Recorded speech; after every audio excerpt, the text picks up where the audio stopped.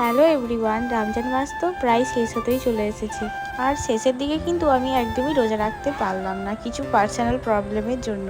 রমজান মাস চলে যাওয়ার দুঃখ আর এদিকে ঈদ আসার আনন্দ, এই একটা দিনের জন্য আমরা যে এত কেনাকাটি করছি, সেটা কিন্তু দিনটা আসবে হুট করে আর চলেও যাবে কিন্তু হুট করে, একদমই কিন্তু বোঝা যাবে না। তো তোমাদের কি আমার মতো সেম রমজান মাস চলে যাচ্ছে বলে কি দুঃখ হচ্ছে? অবশ্যই কমেন্ট করে জানাবে। আর কে কটা রোজা রেখেছো সেটাও কিন্তু জানাবে।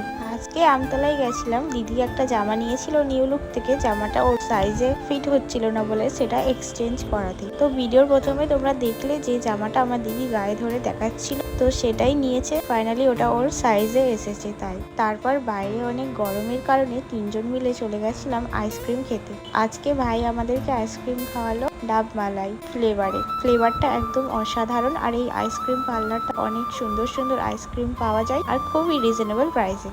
তোমরা রিজল্টে গিয়ে থাকলে অবশ্যই এই আইসক্রিম পার্লারে গিয়ে আইসক্রিমটা ট্রাই করে দেখতে পারো। তো আইসক্রিম খেয়ে নেওয়ার পরে তিনজন মিলে আবার বেরিয়ে পড়েছি পার্লারে যাব বলে। আজকে আমরা হাবিবসে গেছিলাম, কারণ সোনিয়াদি করেছিল আইব্রো। তোমরা কতগুলো জামা নিয়েছো আর কতগুলো শপিং করেছো, কোথায় কোথায় গিয়েছো শপিং করতে, সেগুলো কিন্তু আমাকে এই ভিডিওতে অবশ্যই জানাবে।